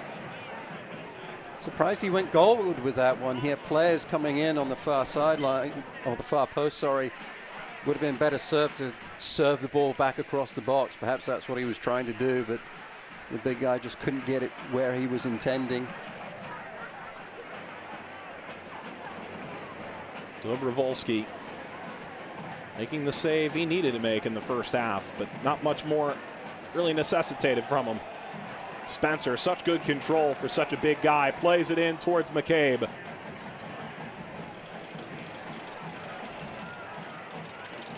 Williams.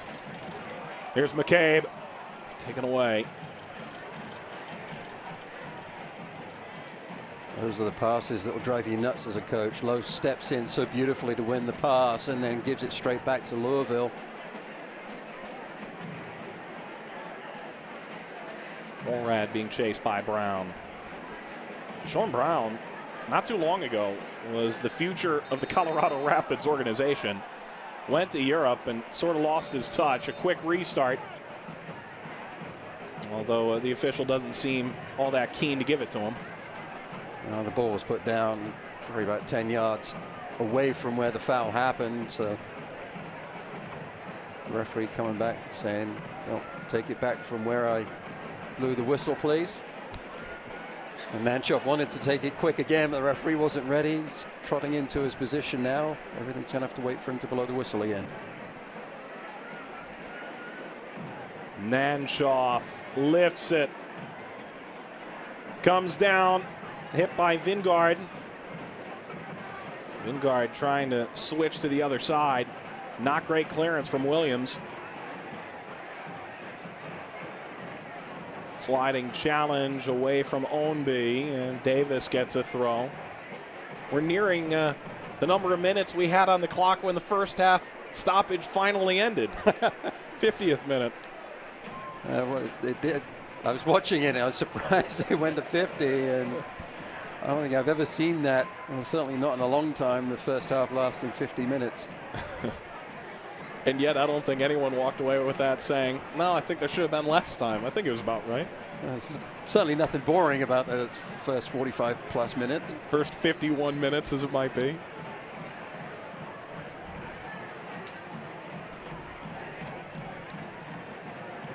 Dickens gets it back from Damian Lowell. Plays Brown. Del Piccolo takes a tumble. Louisville City comes away with possession.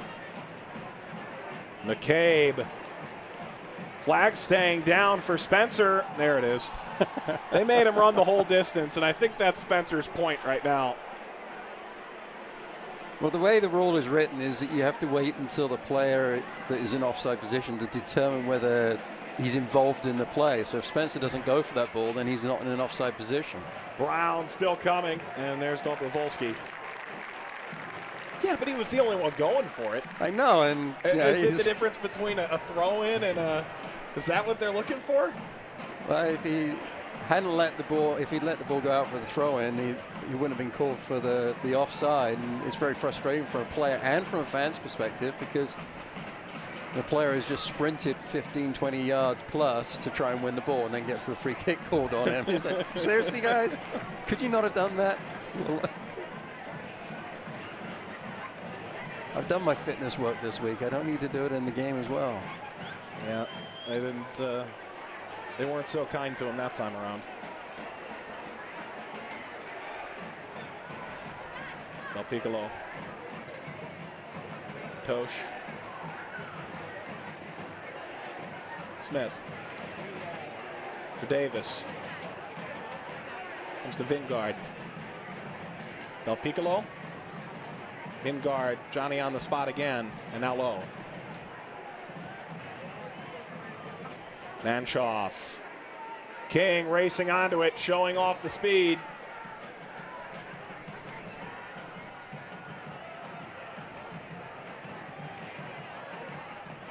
Pet peeve of mine is King getting into a situation like that, and it's not just King, it's any player getting into a situation like that. You've done the hard work, you've isolated yourself 1v1 against the outside back. Have the courage in your attacking third to have a go. Try and beat that player 1v1. The worst thing that's going to happen is you'll end up with a goal kick against you, or possibly you might even win a corner kick. That's the area of the field to take the risk. And this is offside, and they whistle it, of course, after the run. Made Ristoff do the extra sprint. Got to be even-handed. Got to be even-handed. That's right. Obrovalski making sure that he puts the ball in the right position. Thumbs up to the official on the near sideline. He needs to work on his distribution as the goalkeeper. He's not been a very good effort so far this match. A lot of his clearances off the turf have been low and scuffed to his right. Native of Illinois, who played at Loyola Chicago. He's still kind of getting his feet wet at the USL level, because Ranjit Singh was really the man expected to start. He got injured right before halftime in the opener. Spencer. Space now for McCabe. McCabe cuts back. He shoots. Deflected by Lowe. Pulled in by Pickens. Might have been better served to take that onto his left and have a shot into the near post area. Just took too many touches, allowed the Tampa Bay team to get back defensively. Good shape by the back line of the Rowdies. Closed down the space from McCabe. And in the end, deflected up and easily claimed by the goalkeeper Pickens. And we spoke this week with Stu Campbell, and he said, you know, we were put under a lot of pressure by Ottawa physically, but defended absolutely fantastically. They're hard to break down because Lowe is in perfect position to block that shot. Everybody got back. And that's the key with the defensive unit. You have to get back together as a unit, communicate with each other, and that way you can trust each other and know that the back line have got each other's back. I think McCabe, though, I mean, he took way too many touches in the box, allowed that to happen. Maybe a player returning from injury as he has just doesn't have quite the confidence that he is used to having. Really put a swing in that? Put a swing on it, yep. He stayed in the off-season this year as he had hip surgery. Now he's finally healthy enough to start. One would think he won't go the full 90. Ballard will find his way in off the bench, which is terrifying for opponents. He may be the 12th man for this group right now, the way he's played the first month of the season. Spencer trying to hold it down, the former Xavier University man.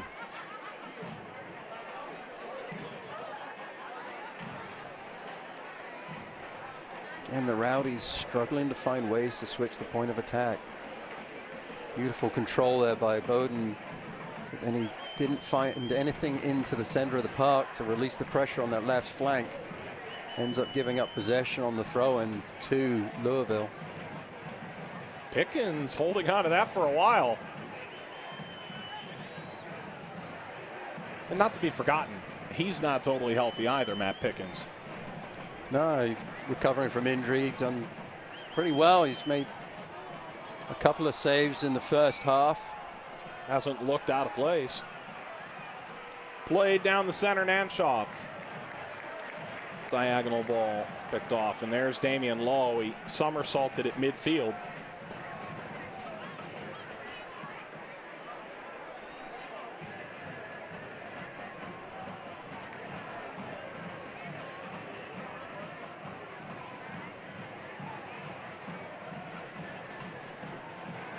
more heft on that ball from the goalkeeper, but still pulling that ball to his right. He ran all the way across his penalty box to the right side. He needs to stay on the left to give himself some more room. McCabe, through ball, Spencer, Pickens.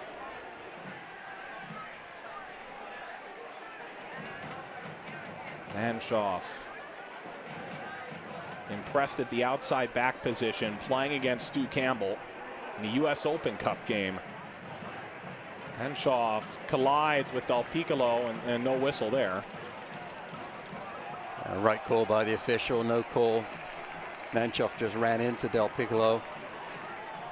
Beautiful change of direction by Manchoff to find his way open on the right-hand flank. And that's dissent for Luke Bowden. Talked his way into the book, did Bowden on that one. Sometimes you just need to know when to be quiet. Certainly that was a hard foul. Coming in and putting Davis the fourth to the ground. I think he probably would have been in the book anyway. Coming in from behind like that was Bowden, but certainly didn't help his case by keeping the chin wagging in a negative way to the official. Bowden very technically once played for this organization in Louisville. It's just before they moved here, their previous iteration is Orlando City with James O'Connor. Goes into the book in the 58th minute. Guy who James O'Connor said really could be playing at the highest level in this country, and Stuart Campbell echoed that sentiment. Sometimes you look at Tampa Bay Rowdies and it's a bit of an embarrassment of riches. Brown gets by Tosh, had a runner up the left-hand side, just didn't see him. Sometimes that close control, your head goes down, looking at the ball at your feet. You don't see what's going on around you. Looked like Ristov was open on that left flank, sprinting into the attacking third.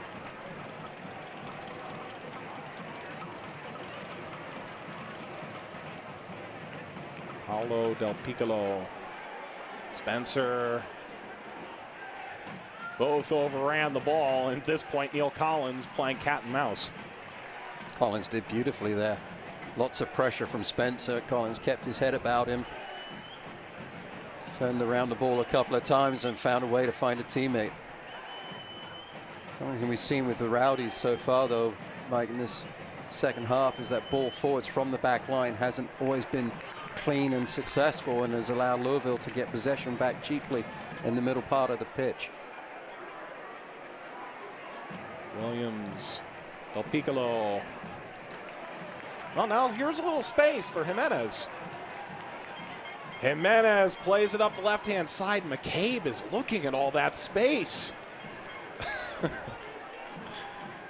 Yep, he's got his arms out. He's wide open.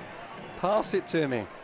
That's right. Ombi, I have to say, though, didn't do him any favors because he ran into that area of the park, took Lowe with him.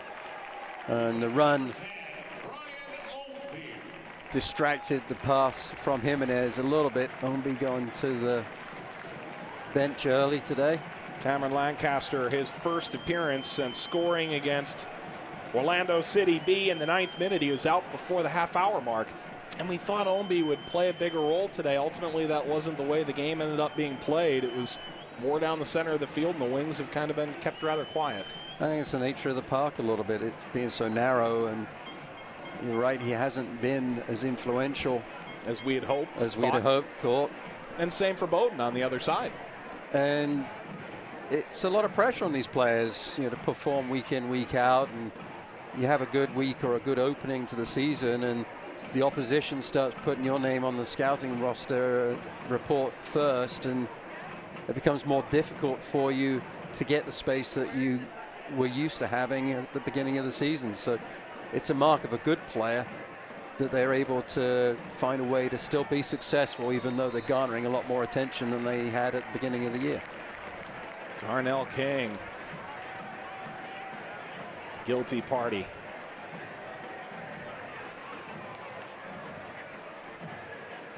King there helping the Louisville City man up.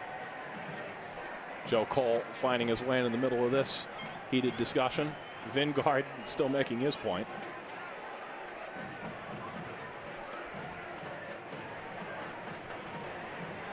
Vingard will be on his way out momentarily, too. What did you see there? Well, it looked like McKay was just trying to control the ball, wasn't able to do so, and then the challenge came in from behind and rolled his ankle a little bit.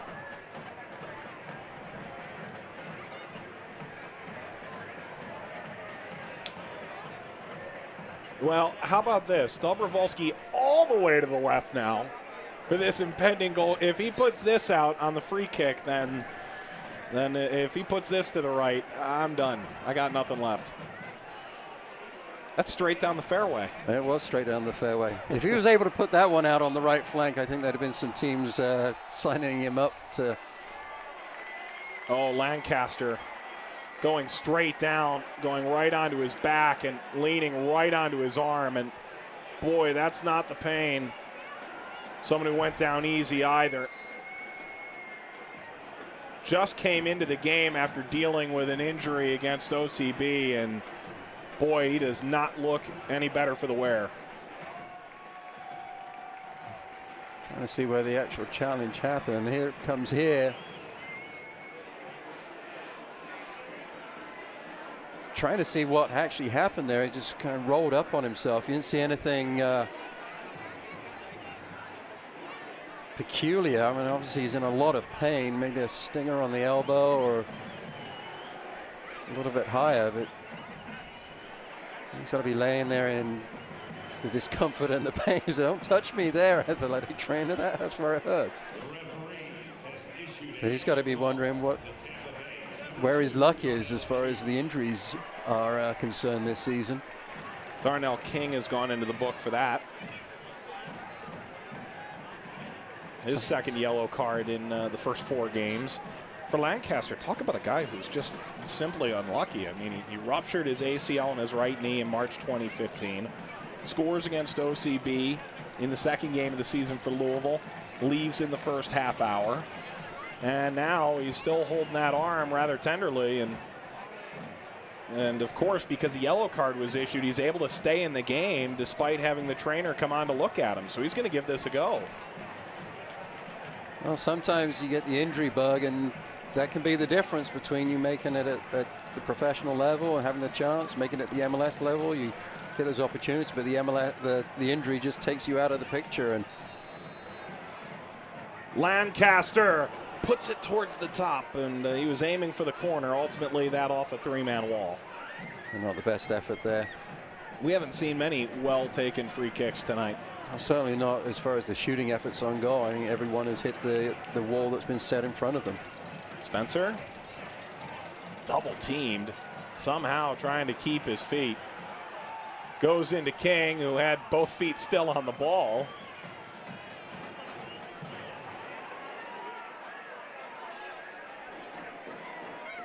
King did wonderfully well to get that one under control and find a way to clear the lines for Tampa Bay. You can see Darwin Jones, top of your screen, former Seattle Sounders 2 player waiting to come in. And there he is, Darwin Jones, 25-year-old out of Chicago, Illinois. First year with Tampa Bay, replaces Martin Vingard. And this is the first time Vingard has come off in now the 4th game of the season. Played the full 270. Hasn't really been a factor in this match, but in fairness to him, I don't think that the middle part of the park has really been a factor for either team. At least not defensively, no. Goal kick coming is well won on that far touchline. You haven't seen Williams or Del Piccolo really create on the Louisville side for Tampa Bay Rowdies. They play that same 4-2-3-1. Lifted into the air by Morad. He didn't think Dobrovolsky was going to get there in time, so he concedes the corner before that ball could get knocked towards the net by Brown. Good play by the center back there for Louisville. Poor communication. You've got to make sure that that ball goes out of the danger area, and Morad did exactly that. And Speedy Williams is looking for a substitute now. Park is littered now. Body's just hitting the floor all over the place. The athletic training staff have been pretty busy for both teams this evening. And you look forward for this Louisville-Tampa couple of teams. Louisville plays next on Saturday at Nippert Stadium, so they get a few days off. And Tampa is going to be playing at Nippert Stadium on ESPN3 on Wednesday night as James O'Connor will go to his bench. Guy Abend is looking to come in favor of Speedy Williams. He knew as soon as he went to the ground that he was looking to come off. Players, they'll know what the deal is, whether they can keep going or not. Some do. He certainly did.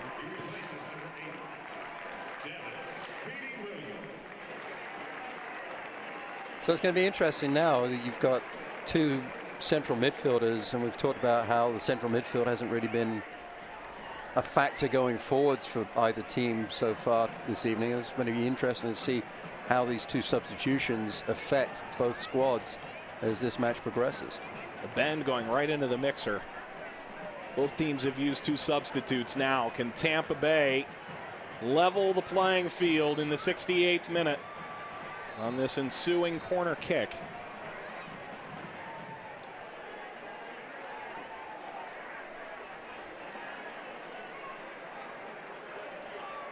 This has been a heated verbal game just as much as it has been physical. Well, Bend has just come in and he's already getting into the bad books of the referee. Sure looks like he's saying no more, no mas.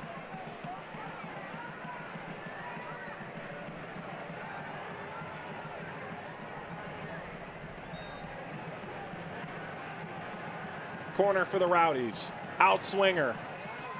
That headed away from Hristoff. That could have been dangerous. King plays the corner again. Brown, header over. Wasn't able to snap that down. He's backtracking a little bit so he could meet the flight of the ball. Wasn't able to get any purchase on the header and put it on target. Darwin Jones for Tampa Bay spraying the ball wide, and then the cross coming in. Brown wasn't able to put it on frame. Tampa Bay conceding for the first time in USL tonight. Ball for McCabe from Lancaster, cleared away. And taken by Darwin Jones. 22nd minute, third goal of the year for Davis. Louisville City, a 1-0 lead as they try and keep their unbeaten start going through 4 games. McCabe, that's clever. That isn't. No. Aim for Spencer. Play continues. Brown through ball, left-hand side, looking for service. Dobrovolsky got there just in time. Good goalkeeping. Dobrovolsky bravely down at the feet. In the end, it was bravely down at the feet of his own defender, Morad. Ball played out beautifully there to the flank. Bodon on the cross. Didn't pull it out far enough. Wasn't able to find the feet of his attacking players. Hristoff was lurking. In the end, it was the goalkeeper able to make the save down quickly to his left. When isn't Hristoff lurking? Such a goal scorer for Tampa Bay, such a good servant for the club. And again, arguing the point. And the referee's had enough. Is several fouls, and so Hristoff goes into the book. Stuart Campbell was with the team when he first trialed. They saw him in one training session and knew he had to be theirs. Offered him a contract before he could get away. Smart decision by the staff at Tampa Bay, and what a servant he's been for the squad. Georgi Hristoff, what a tremendous player he's been for the Rowdies. In this case, a 71st minute yellow card. A game that seems destined for everybody to get in the book. Free kick for Louisville City. Gets through. What a save on the line by Pickens. Was it Lancaster who got the last touch? Attack still on for Louisville. It breaks down now.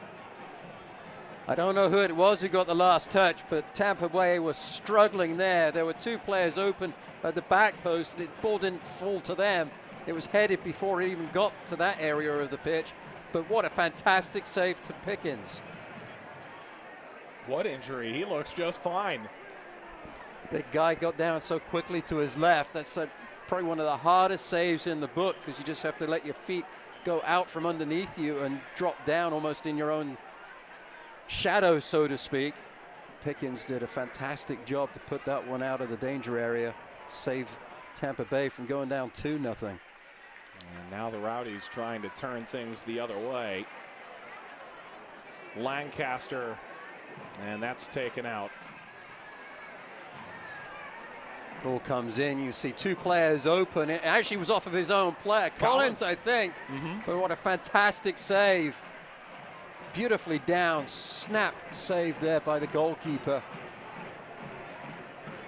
Meanwhile, Darwin Jones, the Coopers, the heartbeat of the stadium now. You can hear those drums pounding.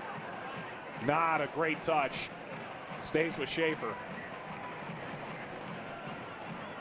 Tries the right. King up the line. Darwin Jones. Fresh legs. Low service. Del Piccolo. That header still dangerous. Fired across, looking for Brown from King. Posh did very well on that clearing header. Backtracking towards his goal, flicks it out. Here's another look at the opportunity. It was off the head of Collins. Look at how quickly Pickens got down to his left. Just swept that left foot out from underneath him so he could basically fall down into his own shadow to put that one out. Fine save from the big goalkeeper from the Rowdies. And you hear the bigger they are, the harder they fall. But I think that's probably an easier save for Fitzgerald than it is for Pickens at 5'9" versus 6'3". It's a lot of distance to cover. So it's the goalkeeper, when you're making a diving save, Mike, you have a power step, so you're forcing yourself and spreading yourself and covering some ground. In that situation, he wasn't going anywhere. He just had to go straight down and still get the power on the hands to push that ball around and outside of the post. And just a fine example of that area of the skill from the big goalkeeper. First appearance of the year for Ilya Illich, and Luke Spencer, who's been playing on a yellow card since first half stoppage time, is done. So we will not see Sean Reynolds or Paco Craig or Richard Ballard, all of whom will see their night end on the bench. And Ilya Illich gets his first burn of the year. Spencer, the go-ahead assist here tonight. Since he's come into the lineup when Lancaster went down injured against OCB, Spencer has done a really fine job, and he's going to be very happy with his job of work this evening. Held the ball up as a centre forward position. Beautiful pass to Davis to put the ball in the back of the net. And Mena's made that dangerous. Mena's trailing back, and Darwin Jones chasing him down. About a quarter of an hour to go, and what I think was billed coming into this week is best game in the USL in week number 4.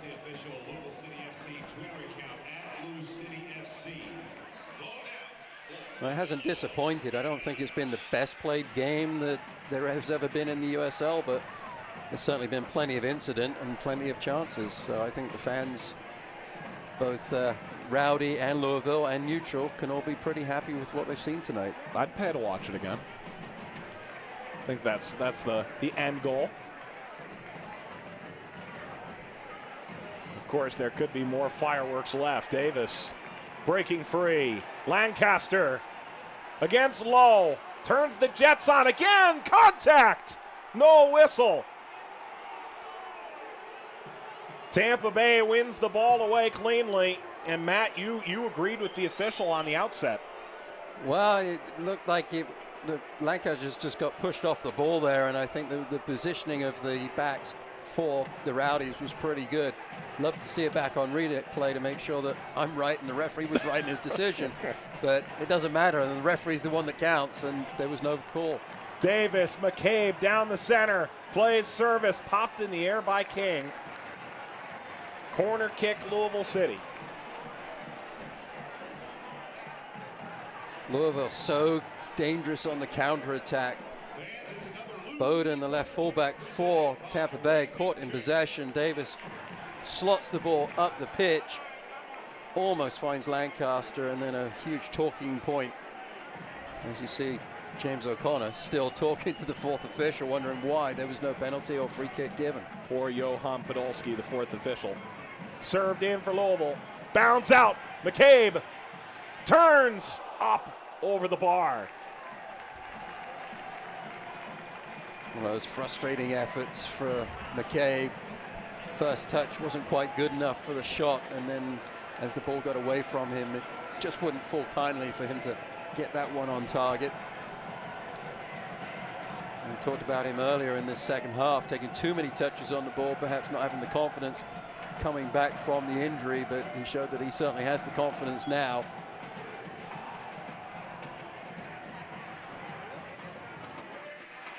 Here comes Louisville City. Lancaster trying to alter his run. Ilyich still coming. Kicked away by Pickens. Chance off his line. Davis. Lowe really had to get up for that.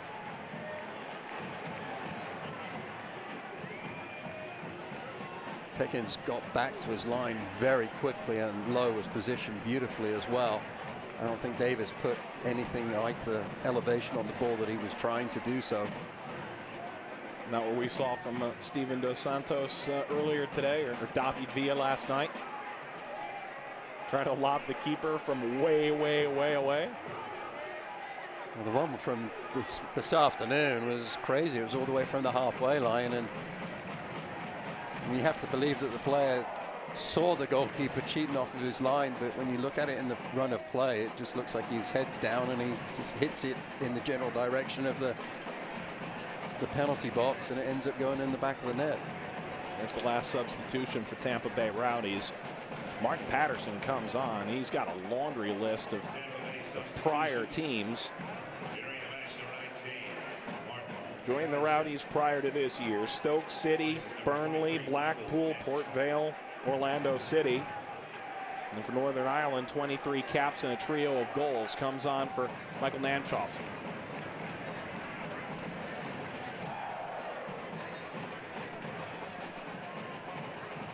Patterson's first appearance of the year for the Rowdies. As far as coastal cities are concerned, I think you take Tampa Bay over Blackpool any day of the week. You don't say. It's a lovely sandy beach, but it's about 400 or 500 yards wide when the tide goes out. Tonight's attendance is 9,070. Needless to say, it's not particularly warm either. Terrific attendance for Louisville City tonight for this blackout. Ilyich trying to chop that back across. Corner kick for Louisville. What a tremendous evening for Slaughter Field and these Louisville City fans. Attendance tonight just incredible. That is tremendous, coming off a week where they announced renderings for their new stadium in Butchertown. 10,000 seat stadium that would be packed to the gills tonight if this crowd had been there.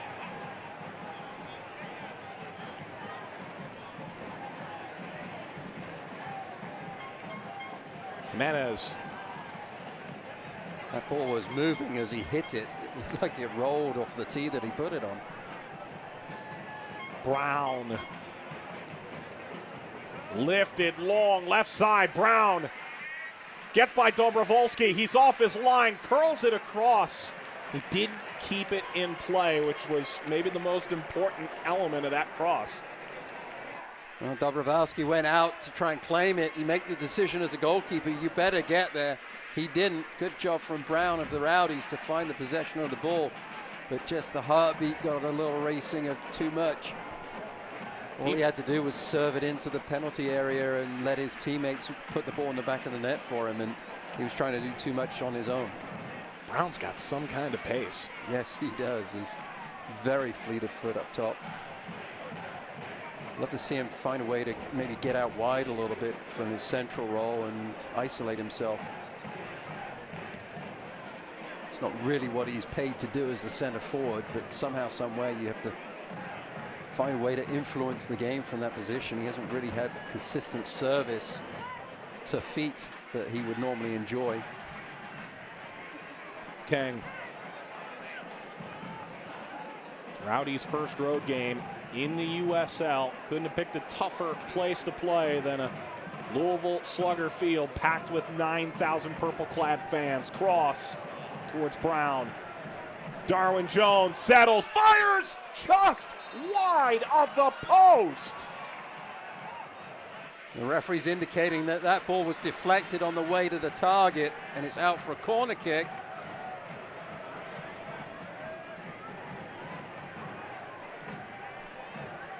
First shot coming in from Jones, and it must have been touched there by, was that Morad going to ground? There's the cross. It's loose. It's off the post. Did it not go in? Played back into the box. The turn. Not that time from Bowden. How did that stay out? Cole again. Aimed for Brown. Knocked away by Lancaster. And now the foot race. Back pass. Davis coming, and Pickens clears it. Well, wow. You talked about Coach Campbell saying that in order to get a 1-0 victory, you have to have the luck to keep the ball out of the back of the net, have the luck to score, and have the luck to win the 3 points at the end of the day. And at the moment, he's wondering where his luck has gone. And they called, I believe it was Abdul Salam from Sporting Kansas City, who hit both posts against Portland, and they called it double post gum and a tifo a little bit later. That may have knocked off of both posts on the way through. That was really remarkable. Well, there's two opportunities that the Rowdies have had, none of which the goalkeeper Dobrovolsky for Louisville knew much about. Somehow, some way, the Rowdies still don't have anything on their side of the score ledger. Here comes Jones. Service deflected. King. Jones opens himself again. Serves it across the face. A goal. Looking for the bicycle kick flip. Also looking for a handball. Neither given. It was Joe Cole who was looking to do something special there. Play stays on. This is offside for Cole. Wow, this game has ratcheted up something special here lately. I love what I'm seeing from Darwin Jones on this near sideline. Every time he gets the ball to his feet, he's looking to isolate himself and go 1v1 against Jimenez. So far, Jones is having the run of play on this right flank. Doesn't have much more time to influence the match, but what he's done so far has really been pretty special and making a statement for himself to try and get into the starting lineup and get more playing time.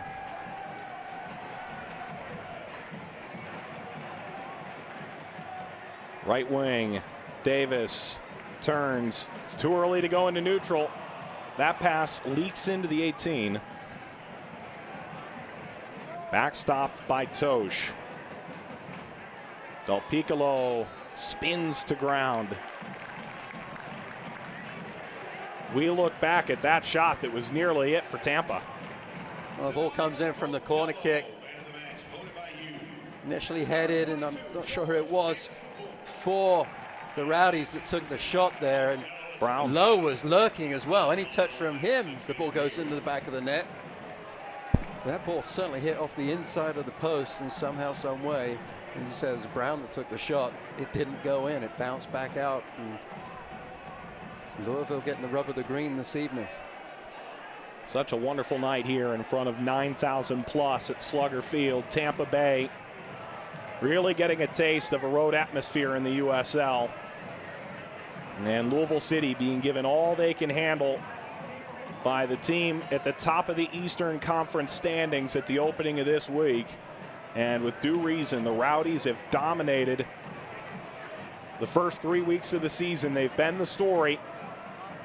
Will they fall from the ranks of the unbeaten? Will they be handed their first defeat?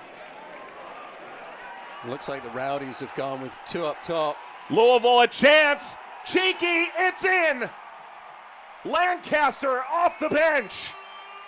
2-0, Louisville City in the driver's seat. I think his hammy is just fine. What a beautifully finished goal. I was looking at the lineup for the Rowdies, thinking they'd gone 2 up top to try and find a way back into the match. But that clearance over the top, collected beautifully. Goalkeeper Pickens comes out, and he was picked clean by Lancaster as he chips it over the 6'3" frame of the Rowdies goalkeeper. And what a calm finish from Tamron Lancaster. Beautifully done. Look at the collection with his left foot, just takes it away from Collins. Collins gives up, he knows he's beat. Goalkeeper comes out, he can't get there and close the angle quickly enough. Gets caught in no man's land and then just beautifully chipped over by number 9. Lancaster, that is some kind of cheeky finish. His second goal of the year. They both have been pretty special. The one against OCB was a really nice long distance shot, snap shot from outside the box. And that one, in a different way, was equally as good. King wouldn't be counting the Rowdies out of this one just yet. Looks dire. Headed back to Brown. Left-footed shot. That's deflected.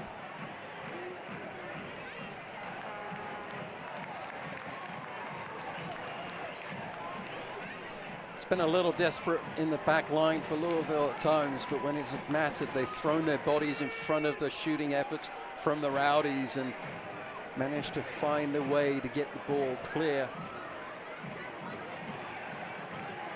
And come to think of it, Lancaster there on your screen, a guy who came in with fresh legs.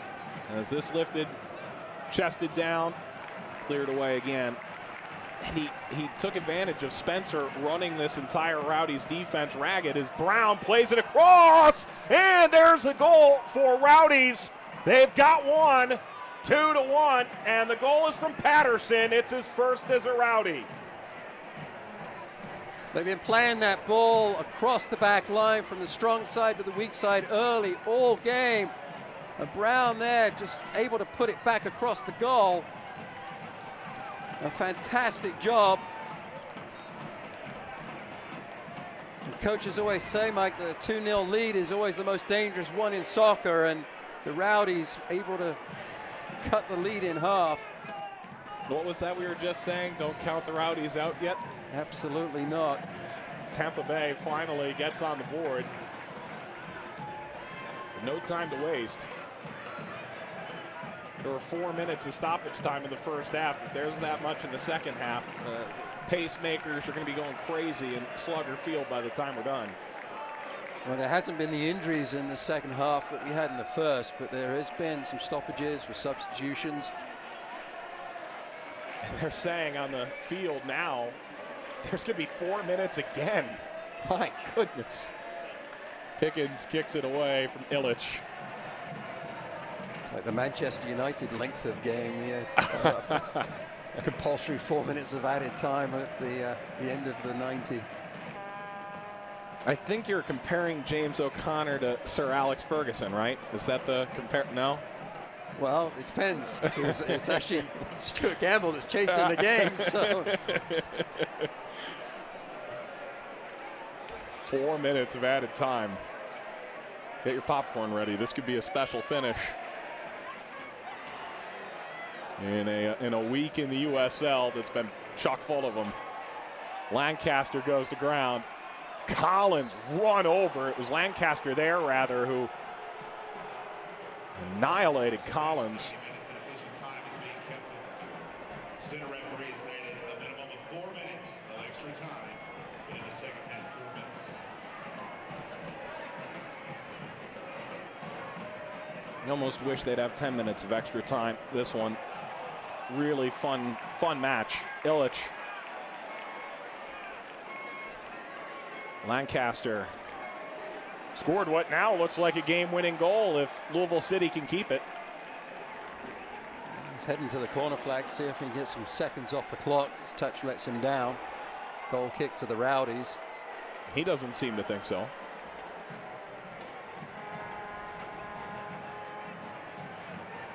Martin Patterson scoring in the 89th. Right after Lancaster had scored in the 87th to give Louisville City a 2-goal lead. They've held the lead since the 22nd minute when George Davis scored his 3rd of the season. Del Piccolo.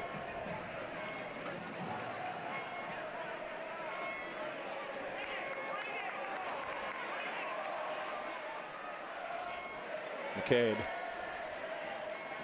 tries to take on King. King and Lowe both overran the ball momentarily. That's a good job by McCabe there, because the ball could have been played up this near sideline to Jones, but McCabe recovered his position defensively to take that pass away. You almost wish Tampa Bay would follow what they had mentioned before the game, a little more patient. Maybe they can be here. Jones. Cole. Through. That got touched at the worst moment by Hristoff.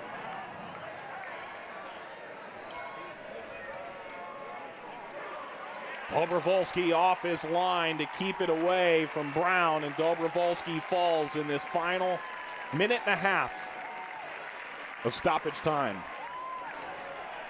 Well, the pattern of play that the Rowdies have had with that long ball diagonally over the top that they've tried so often in this game, I don't really think serves Deshaun Brown very well, because I don't believe he's that kind of player as a center forward that will hold those balls up and win those balls in the air. I think he's a better player, either played into space or the ball to his feet.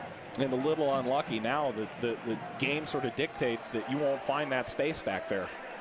Certainly not. You know, Louisville putting as many players as they can behind the ball. You don't say.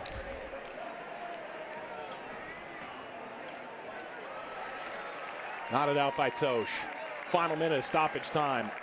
Does Tampa Bay have something special here to keep their unbeaten start in the USL alive, or will Louisville City walk away with the full 3-point allotment? Hard-earned victory at home. Both teams' next games coming up at Nippert Stadium against FC Cincinnati, who clubbed St. Louis tonight. Ball into the box, open header, and it's lofted over. That could have been the moment. It was Collins.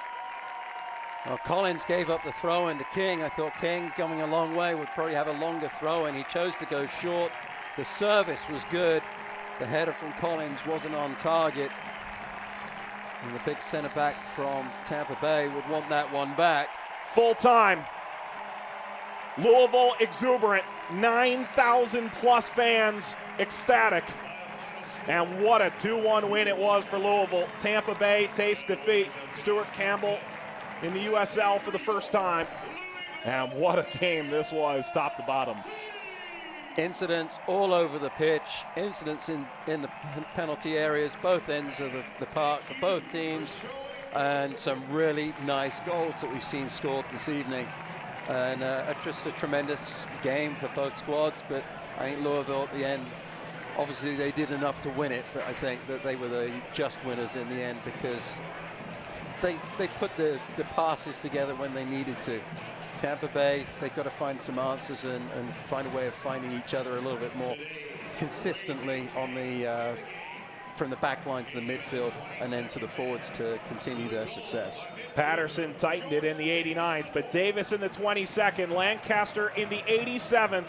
Louisville City, 4 games unbeaten to start the year. They've taken away now 10 points through 4 games. James O'Connor and his group, so pleased. We hope you've enjoyed this one as much as we have. We've got highlights and stats in moments as Louisville City at home defends Slugger Field in front of a terrific crowd, knocking Tampa Bay out of the ranks of the perfect. Final score from Slugger Field, Louisville City 2, Tampa Bay 1. Box combo, please. At Raising Cane's, we do one thing, and we do it better than anyone else. So why not let our food do the talking?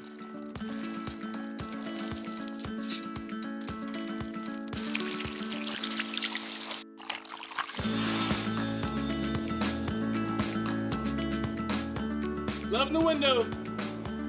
Raising Cane's, only the best chicken finger meals. One love. Pizza, beer, sports. A great combination. Join other sports fans at Boomba's Pizza and Tap House in Louisville, where you'll find what Food Network says is the best pizza in Kentucky. Incredible game day and social hour specials starting at just $2. With an award-winning menu and one of city's best local craft beer list. Just one bite, and we know you'll love it so much, you'll come back time and time again at Boomba's Pizza and Tap House, your social sports destination. When my hair is too long, I don't feel right. But when I get a cut, I'm me again, only better. My tattoo gets feistier. My crazy eye snaps to attention. I become my own Wi-Fi hotspot. I just downloaded the entire internet. And trust falls? They don't even scare me anymore. That pomade really broke my fall. Get in, get out, back to greatness. Download the online check-in app. Great clips. It's gonna be great. Over 9,000 at Slugger Field tonight, and we hope you enjoyed it just as much as they did, just as much as we did. Louisville City, 3 points as they knock off Tampa Bay, 2-1. Mike Watts, Matt Stubbington back with you. We look back at the full-time highlights, and this was just a really fun match to watch, wasn't it, Matt? Oh, it really was a fun match to watch. Not necessarily the best played game that you'll ever see, but some great moments, some fantastic action, some big contacts, and in the end it was just a little bit too much for the Rowdies. See Restov leaning back, and lots of those moments for the Rowdies this evening, and just a good action. Ball played in here to Spencer. He holds it up beautifully. Lovely footwork from Davis onto his left foot, slots it past Pickens in net for Tampa Bay. A well-taken goal. Good moment for Ownby. Finds the big, strong center forward of Spencer. And then again, good control and heads-up play from Davis the fourth. Goals in 3 consecutive games, including 2 former teams. That in the 22nd minute. Let's move on to the second half. And this game opened up in a big way in the first 20 minutes of this half. And the real opportunities came in the last 10 minutes. Spencer finding McCabe, and a couple too many touches. That was the case a little bit tonight for everybody. It was. Coming back from injury with too many touches from McCabe. Didn't have the confidence in himself that he perhaps should have had. But in the end, in the second half, he had a moment or two of magic that wasn't quite able to get it on target. But in the end, I think McCabe is back with aplomb. Into the 87th minute, Tamron Lancaster out in the open. Doink, 2-0. 2-0, and that was all she wrote, almost, we thought. And that really was a game changer, because moments before that, Tampa Bay had hit the inside of the post. But it's such a lovely finish, coming back from a hamstring injury. The substitute finishes with aplomb, and just beautifully, calmly done by the Louisville forward. Just stay up, bulge in the old onion bag. Then 89th, Brown across the face of goal. Martin Patterson makes it a tight one. Well, talking about super subs, Patterson coming off the bench. He did a fantastic job. Good service in from Shafer. Great work to get the ball back across the box from the Rowdies. And Patterson had more want to than the Louisville defenders and turns it into the back of the net. Well, that was all she wrote. A 2-1 goal lead for Louisville as they pick up 3 points. They are outshot, they're outpossessed. Doesn't really matter. They seem to play their game tonight. Well, that and a nickel will get you a cup of coffee if you're looking at anything but the goals on the score sheet. And 2-1 is the all-important. You look at the shots on target. We talked about that it wasn't the best played game. 11 shots for Louisville, only 2 on frame. 15 for the Rowdies, only 2 on frame. Me personally, I'd like to see that half of that, or 50% as far as the shots taken, should be on target. Make the goalkeeper work. Neither team really did that with any consistency tonight. And again, you look at the possession of the Rowdies. They possessed the ball a lot, but where were they possessing the ball? Generally, it was in their defensive half. They got to find a way to get the ball up the park and to their teammates so that they can do something with it in the attacking third. With the win and a St. Louis loss, Louisville is now in first place in the Eastern Conference, followed by Tampa Bay and St. Louis. For director Tom Pirro, producer Alex Goldstein, and Matt Stubbington, Mike Watts sang So Long from Louisville Slugger Field. Over 9,000 took it in. Tampa Bay falls for the first time as a member of the United Soccer League. They do it on the road, and while Patterson scores in the 89th, Davis is third of the year in the 22nd, and Lancaster is second in the 87th. The difference makers, final score, Louisville City 2, Tampa Bay 1. Good night. This copyrighted telecast of the United Soccer League may not be retransmitted, rebroadcast, or reproduced without the express written consent from the United Soccer League.